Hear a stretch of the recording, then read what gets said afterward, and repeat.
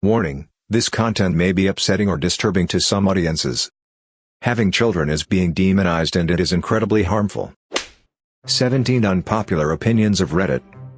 You don't love animals, you love cute animals, which is something different and says a lot about who you are as a person. A lot of people, women especially, profess to be animal lovers and advertise it like they think it's some endearing personality trait. They see a fluffy little puppy, "Aw, I want him." They see a cockroach, "Ew," screams and runs. "Ew, get away. Kill it," insert male protector's name. If liking animals because they are cute makes you a good person, then disliking them because they are ugly makes you a bad one. There should be a license for having children. Being from the UK, there is a large problem of, let's say, undesirables that of child after child, don't work, drain the benefits system with things such as single parent support, disability benefits, easy to fake a reason not to work, multiple child allowances, housing support, etc. etc. It's become a social norm to do this and I've actually heard this said, it's more money than having to work, so why wouldn't I do it? This then starts a vicious cycle of generation after generation not contributing, taking more money out of the system, having more kids who do the same thing. Generally, these poorer areas, council estates in the UK, tend to breed more violence amongst young adults and teenage pregnancy is rife, thus starting the cycle again. I believe there should be a licensing system put in place which prohibits anyone from reproducing without said license. To gain this license you must have a stable income, a suitable accommodation, sufficient reading and writing skills and the ability to pass a parenting exam. My argument is that anybody has the ability to gain this license, everyone can learn, everyone can work their way up to a stable income and make their home a livable place. This in turn would stop the breeding of leeches in its tracks and thus benefit the population as a whole. There would be less drainage of the benefits system, improving the economy. Violence between teens I believe would drop due to better living conditions and being brought up with a better mindset. Maybe even slow down overpopulation. As a whole, make the world a nicer place to live in. If your religion makes it difficult to leave, you're in a cult. Your religion, faith, belief, it's your choice. If someone chooses to believe differently, or to examine the world of belief outside of what they have been taught, let them. If, instead, your religion traps them, abuses them for having doubts, forces them to be re-educated, or strips them of their livelihood and possessions when they try to leave, then it's no more legitimate than a cult. Socialism is only appealing to people who can't take care of themselves. The only people who believe socialism is worthwhile are people who can't handle being in charge of their own finances. I'm okay with the government taking all my income, because they can spend my money better than I can is the logic only of those with terrible habits who are too ignorant and lazy to learn. Vacations are overrated. I know lots of people who dream about taking a real vacation. For them, vacations represent a way to escape the dreary reality of what's at hand, and a chance to go somewhere exciting. Me, though? Not a fan. If you decide to travel, you have to spend lots of money to stay somewhere that may or may not be as clean as your house. There's the added stress of making arrangements for everything while you're out, who's going to feed the dogs, on top of the stress of flying, driving, etc. Once you arrive, there's sightseeing to be had, I suppose, or perhaps overpriced destinations to experience, or maybe some sort of unusual activity if you're really creative, but the rhythm of whatever one does is invariably escapist. You have to deal with the onslaught of foreign or new environments while trying to forget about whatever it is that's preventing you from enjoying your own home. That's really the crux of it for me. Whether you choose to travel or stay at home, most people aren't really on a vacation so much as they're trying to get away from an unpleasant reality. American vacations are often intended to be an escape from an otherwise bad day-to-day routine. They're usually temporary band-aids for something we don't want to or can't fix, and it's my personal opinion that we should be focused on resolving that instead of taking a few days off to forget about it all. I'm single and don't have anyone I could travel with, so that might be influencing my opinion. But even if I weren't by myself, I'd have to justify the trip as a way to enjoy my partner instead of as a way to escape. We shouldn't have universal health care in America because of all the fat people. It makes sense in European countries, but everyone here is so unhealthy it would just cost me more. I put in a lot of effort to work out regularly, and I don't want to have to pay for all the health problems of 80% of this country that doesn't care about their health. Reddit downplays how bad divorce is. Prob because many Reddit users are young and unmarried, Many of them see divorce as a great option when you're just not happy. There are some circumstances where divorce can be beneficial, like infidelity or abuse, but marriage is not a high school relationship. In addition, even if you aren't in love with your spouse anymore, divorce is devastating financially, emotionally, mentally. It's one of the worst things that can happen to a person. Your spouse can cheat on you, leave you for the affair partner, and you could still owe them money and lose your kids. A parent's divorce permanently damages kids and makes kids more likely to divorce later. When I say this, people assume I want some kind of tradcon Handmaid's Tale world, and I'm actually a woman, but that doesn't change my opinion on how devastating divorce is. People seem to think that before divorce was so easy to get, people were all miserable, but I disagree. I think most people worked through their problems and actually tried. I'm not telling my kids to never hit girls.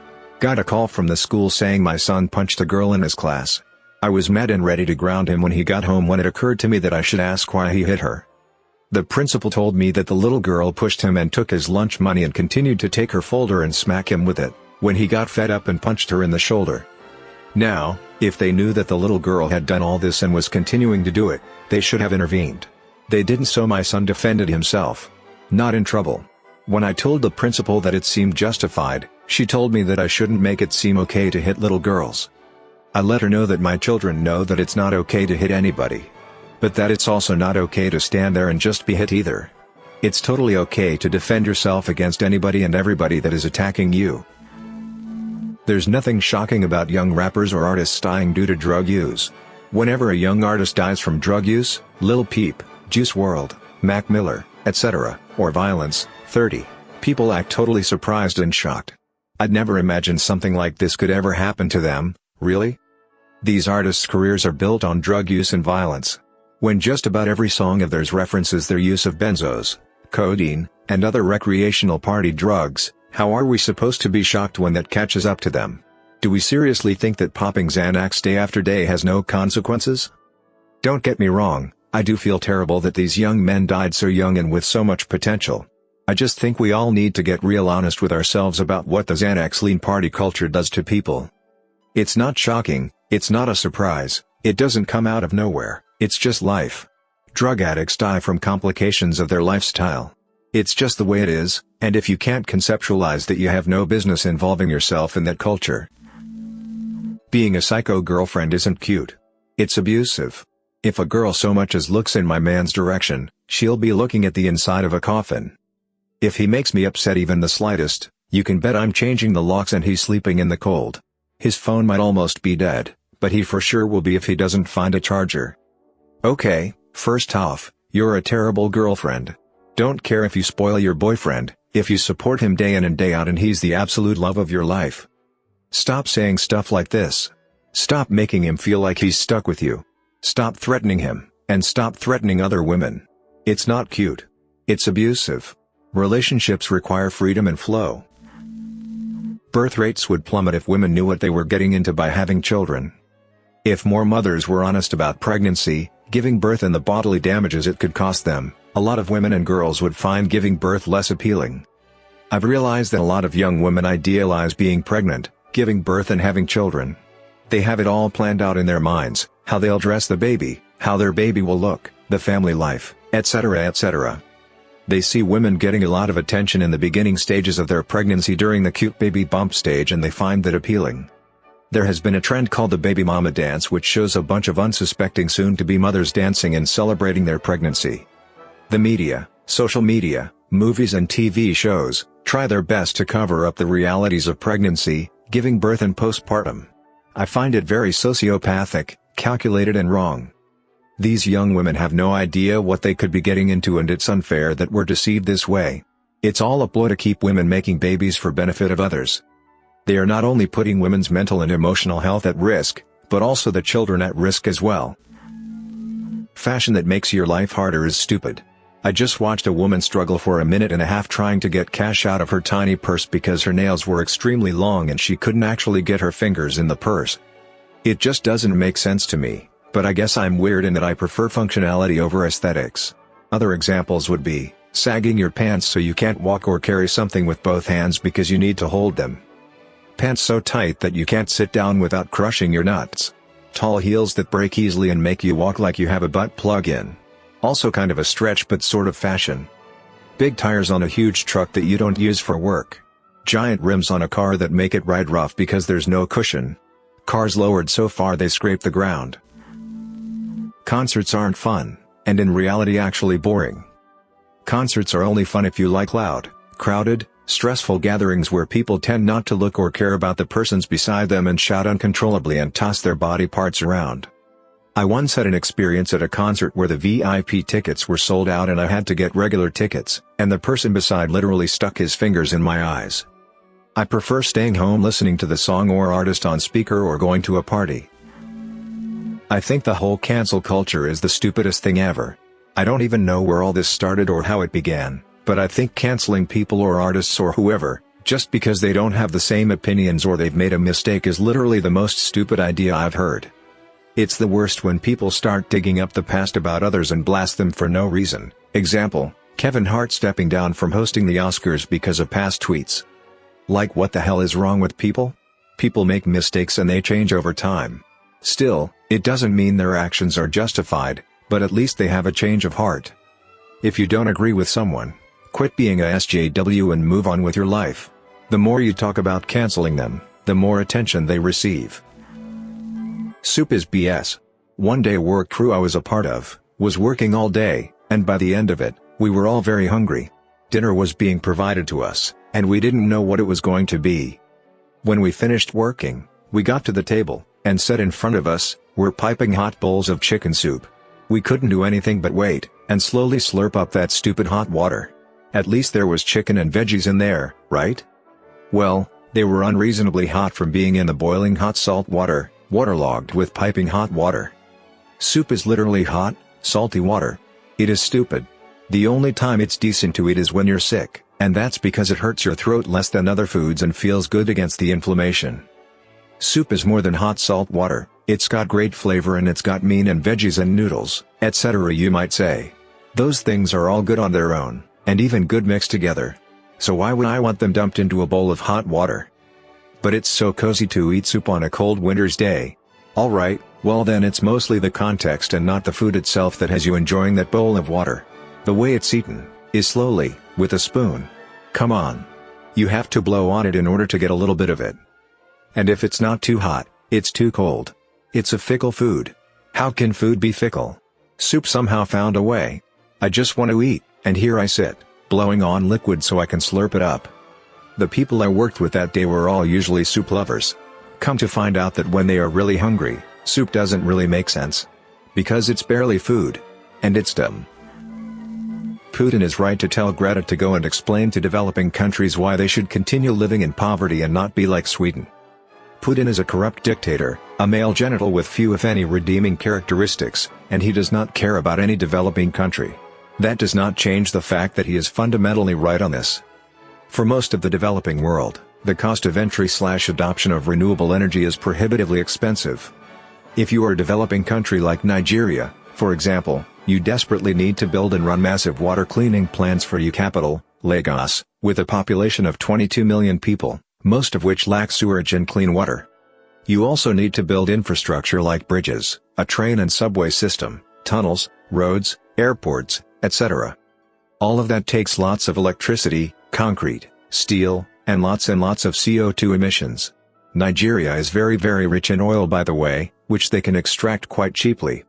So it would be a very interesting conversation to watch when some privileged kid from a rich country who always benefited from an amazing infrastructure built on the back of fossil fuels tells Nigeria that they should not build that inexpensive coal or oil power plant in order to run that water purification plant that they desperately need, because they will be worse off in the end due to global warming. That they should wait many more years and save a lot more money to build a solar power plant instead, never mind the issues of energy storage or running the water plants at night. Yes, many of their children might die of dysentery in the meantime, but on the long run, it will be better for the planet. It would be a truly fascinating conversation to watch. Having children is being demonized and it is incredibly harmful. The concept of having a family in today's times is being made out to be some kind of limiting buzzkill and something to be avoided. Because of this, people are simply not having kids, or even worse become denizens of r/child-free that actively hate kids. This isn't good, this isn't healthy, and I believe hurts everyone in some way. Many of my friends have said to me they never want kids. That they want to be able to travel and party and whatever else without worrying about crotch goblins. Frankly, it's a disturbing trait to have to me, because it's practically the entire purpose of our natural existence and society seems skewed against it. What I worry about is that these same people will get older and suddenly have a change of heart way too late. Already we see articles of people lamenting the fact they never settled down or had children. The common joke is the middle-aged single cat lady, and yet I know people who say that's exactly what they aim to become. Meanwhile, people I know who have kids, even the ones who initially didn't want them, tell me it's the best thing that's ever happened to them. I have literally watched one of my best friends go from "I can't have this kid" to "she is my whole world" like the flip of a switch. He's even cleaned up his act because of the new responsibility. It has been an objectively good thing. Yet other friends rag on him that now he can't party. Now he's tied down. He made a mistake. BS. All these people acting like having kids is comparable to being diagnosed with cancer, that their life is over, are honestly a bunch of narcissistic idiots. Society should be celebrating families and being a parent, not constantly making it out to be the worst thing that could happen to you. Sure, don't rush out there to get knocked up at 18, that's not what I'm saying, but maybe not be so against it people are discouraged from starting a family until they no longer are physically capable. Thanks for listening to Radio TTS. Hit the subscribe button and activate the notification bell for more controversial videos. Click the right box for the Unpopular Opinions playlist. And let us know the opinions you disagree with in the comments below.